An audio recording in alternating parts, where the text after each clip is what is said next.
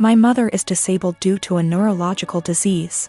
She was diagnosed in her late 30s, and I remember that she was sick and needed help. I used to really look up to her as a supermom who could overcome any obstacle. That was until my father died. My father died over 10 years ago when I was still in high school. At that time my brother and I lived with my parents.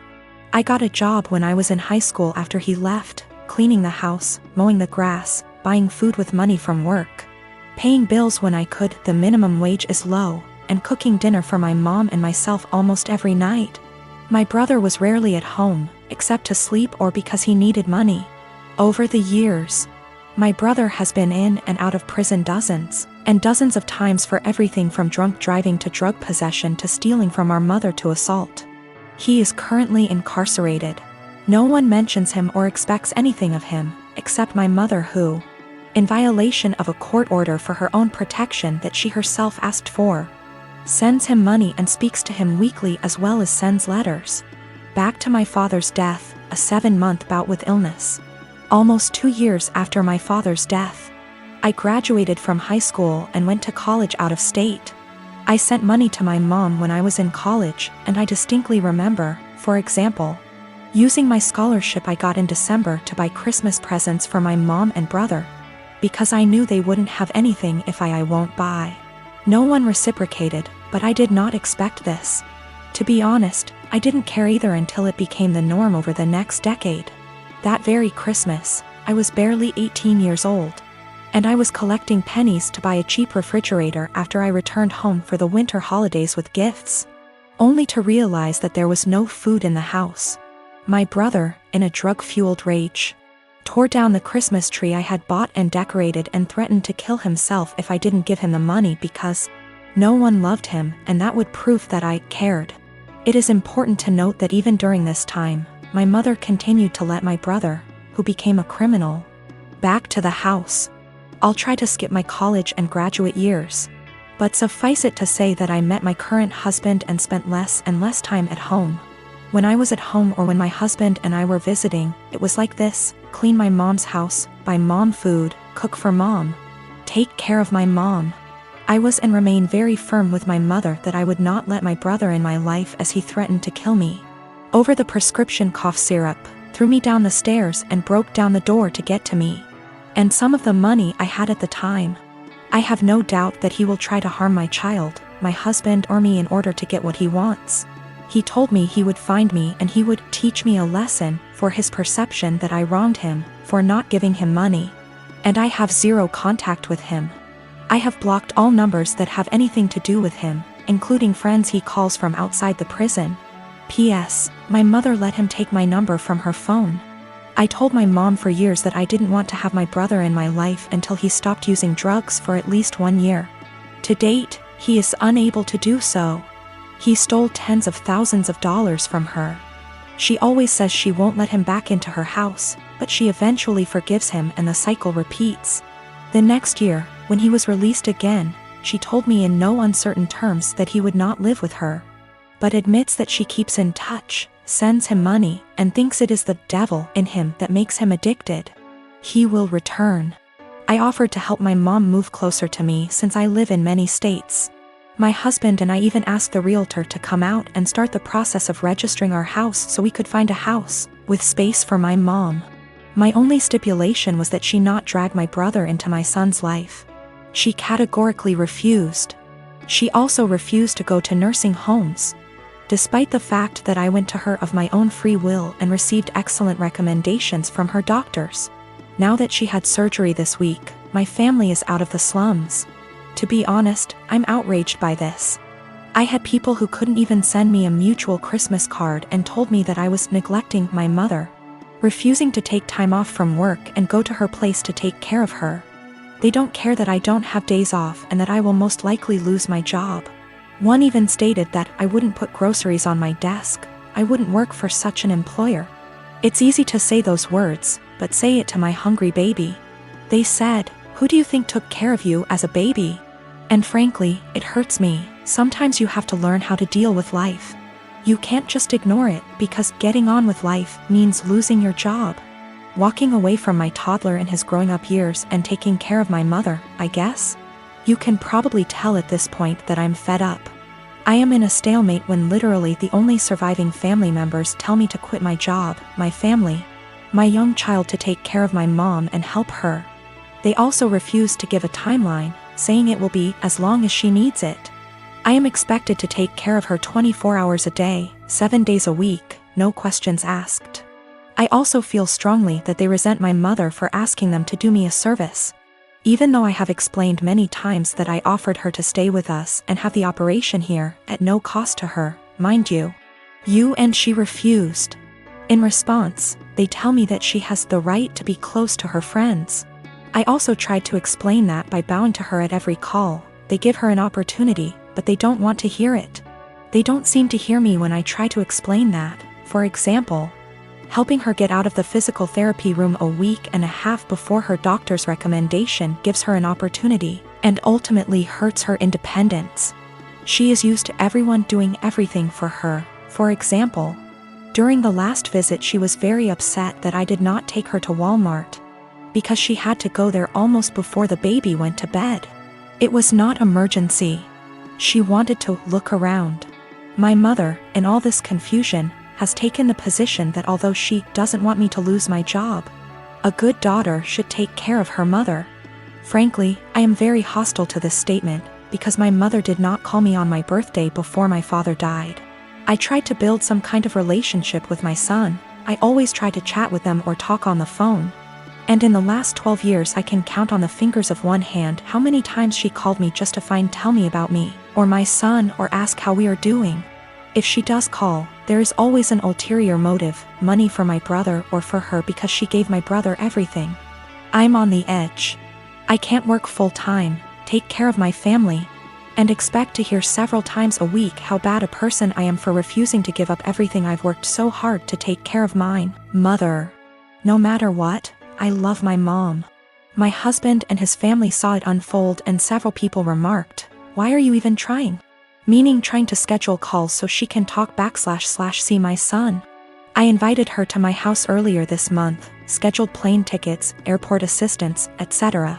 Just to watch her play on her phone or spend time playing with the dog instead of reading a book to my little one who just wanted her attention. Today, as if the last straw was needed, I called to check on her and she stated that she was going home against the doctor's orders because her dog needed her, because the dog was sick. First, he has a very minor skin condition that is almost 100% cured thanks to her friend giving him a prescribed ointment. Secondly, my little one got sick this week, meaning he didn't go to kindergarten for 3 days. And even after I told her about it, she never called to find out how he was. Just like she never called to check on him when he came down with the flu last year, or when he had a mysterious week and a half illness earlier this year that resulted in 4 doctor visits and a temperature of 104 degrees. I can't take it anymore. I am literally writing this as a last resort. My husband tells me not to talk to anyone. That's the whole family I have left except for one paternal aunt, because he sees me cry when hurtful comments and guilt come into play. He sees me trying to hide it from my child. But then I feel like I'm giving them what they want, right? Look at little Miss Potato, such a bad person and so inept at dealing with life. She just chose to ignore us all. But I can't defend myself all day in front of extended family members whom I've seen for over 10 years. And in some cases over 2 decades. Nothing I say will ever be good enough. I was told in no uncertain terms that I was a terrible person because I refused to leave my husband and young child and move across the county to take care of my mother. Postscript, I am not subject to the FMLA. My employer is not large enough and there is no comparable law in my state. I have 1 day of vacation left due to my son getting sick earlier this year. My husband gets almost 3 times as many days off, so took many more days to take care of him. In general, I do not want to lose my job or look for another one. It's a good job, it's just limited to a small company. She refused to move in with me. Either my husband and I are building a mother-in-law, or we are moving to a bigger house, any aid agency or nursing home.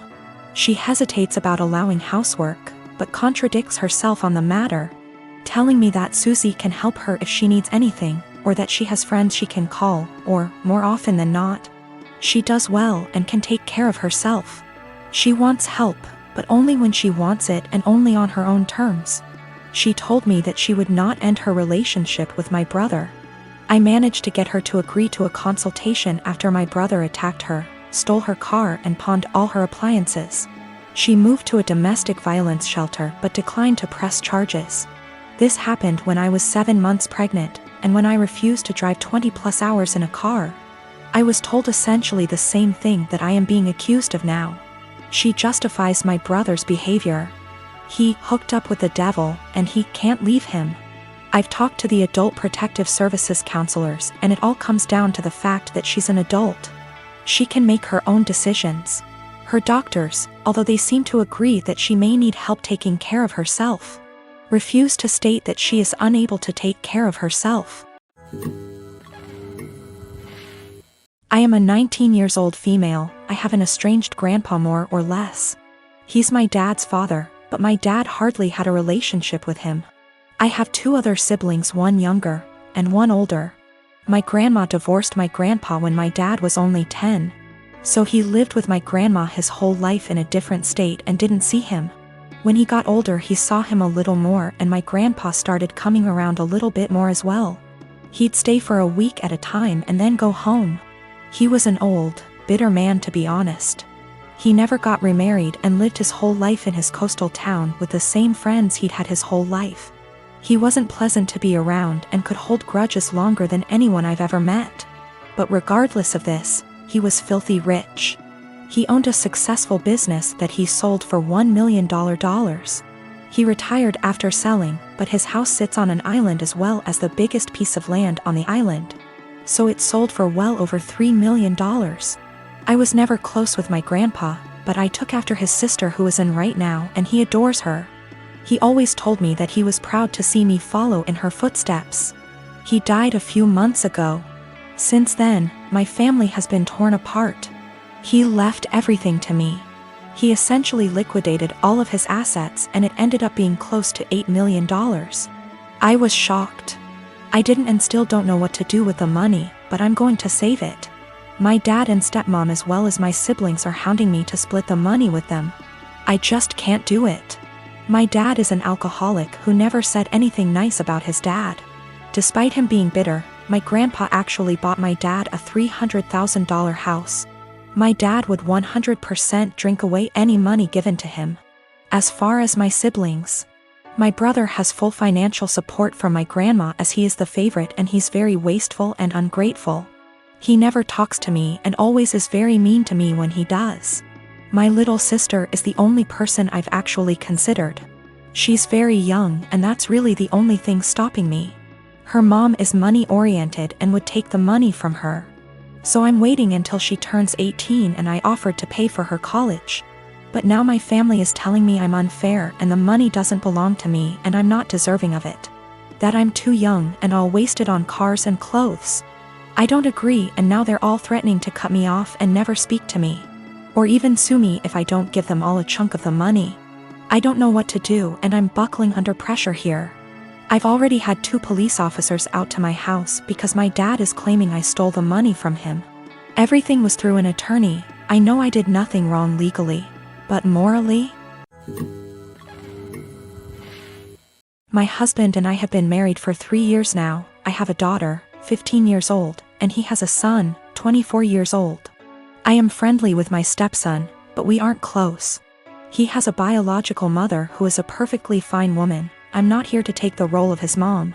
My late husband, my daughter's father, died when my daughter was 6. We both contributed to her college fund. My daughter's paternal grandparents have also contributed a large amount. Right now, the fund has about $180,000. My daughter is extremely bright, and I'm not just saying that because I'm her mom. I truly believe she has the capacity to go to an Ivy League school, and her teachers have said she has the potential as well. And I don't want costs to hold her back. Our income would be too high to get any meaningful financial aid. And while there are a few merit-based scholarships out there that she will be applying to, we don't want to put all our eggs in one basket and hope she gets it when it's so competitive. My current husband and I have separate finances. He doesn't contribute at all to my daughter's fund. My stepson is struggling with a heroin addiction and has stolen money, jewelry, higher loans, and electronics from us for drug money. I understand that addiction is a disease, and I personally paid for an outpatient detox for him, which cost $1,000, which failed. His father then paid for an outpatient rehab program, which cost $6,500, which also didn't work because he barely showed up. He promised us he'd do better next time and he needed another chance. So I split the cost of another $6,500 outpatient rehab program with my husband, which seemed to work during program, but he relapsed as soon as he got out of it. I have spent so much money, time, and energy and it hasn't helped at all. My husband and my stepson want to try a 60-day inpatient rehab program, which will cost $30,000. I had absolutely no idea where they were supposed to get the money for that, considering the thousands and thousands of dollars that were already spent, and the fact that we no longer had anything of value in our house. They want to use my daughter's college fund, which to me is absolutely off limits. I feel like it's completely unfair to my daughter to punish her for my stepson's addiction, unfair to my late husband and his parents, but frankly, I don't think spending $30,000 will work. My husband thinks I'm an asshole because I'm prioritizing my daughter's education over his son's life. And he believes medical needs come first. He then asked my daughter if she'd be willing to use $30,000 from her fund to pay for her stepbrother's rehab. And she got very quiet and did not answer. He then got very upset with her and said she was being selfish. My daughter later told me that she didn't want to give her stepbrother the money, but she felt so guilty. And I am furious at my husband for emotionally guilt-tripping my daughter like that. When I was a teenager, my dad bought me a classic 1972 Ford Bronco. It was my true passion, and I don't recall a memory from high school that somehow doesn't involve that truck. Plus my dad and I would spend hours and hours working on it together, and we went through that especially father/son rough patch. When I was teenager, it was always that Bronco that brought us back together. I made a huge mistake and sold the truck when I turned 19 and my dad died of a heart attack 2 months later, so while not logical, I've always felt a karmic connection between the two events. We had a baby in early February. She is our first and the light of my life. My wife is doing well, but she's back at work and she's realized that she hates all the daycares we've tried and really wants to be a stay-at-home mom, and plus she's still very hormonal from delivery, lack of sleep and breastfeeding, so she's having a rough time and is angry a lot. I guess I need to say this. 2 weeks ago I was driving through our town's warehouse district and saw a Bronco that was pretty beat up but resembled mine. I stopped just for nostalgia's sake and the owner came out and let me take a look inside. My dad and I had glued a wheat penny under the dash as sort of security measure, so I just sort of checked, and goddamned if it wasn't my Bronco. I asked him if he'd ever consider selling it. He said actually someone was on I-25 as we spoke from Colorado to buy it for $21,000. I freaked out and asked him if I could buy it right then and there for $23,000. He said if I could come up with the cash, yes. I had been procrastinating setting up a 529, so I had $12,000 in savings that my wife's parents had given us. I maxed out my credit card to Venmo and my mom bought down a check for $4,000 and I drove away in my old car. It was like a dream come true. Like a literal dream come true. It needs a lot of work I can't afford right now, but it's mine. Like in my driveway, mine. Again. I can't even describe what a joy this is. My wife and her parents are furious with me. They feel I was deceptive, that a real man would have sacrificed anything and everything so my wife could go stay at home with his kids, and that's setting aside that they gave us the money for a college fund. My point is my daughter is only 6 months old, we have 18 years to set up a college fund of her. But this Bronco means everything to me, and if I wouldn't have acted it would have been gone forever. Now it can be that same connection between me and my kids. To me it's the literal meaning of happiness. I talked with my mom and she is basically going to buy the Bronco from me in order to refill the college fund and pay off the credit card. The $4,000 will be a gift and she's going to give me whatever I need to restore it. She's always been awesome to me and she's rather the money be spent now than wait for me and my sister's inheritance. I didn't tell my wife that my mom bailed me out and lied and said I found a buyer for the Bronco. I'll figure out how to cross that bridge when I get there, but my wife was so relieved that I had come to your senses. I don't want to disappoint her. It's going to take all my lying skills to pull this one off over the next few years.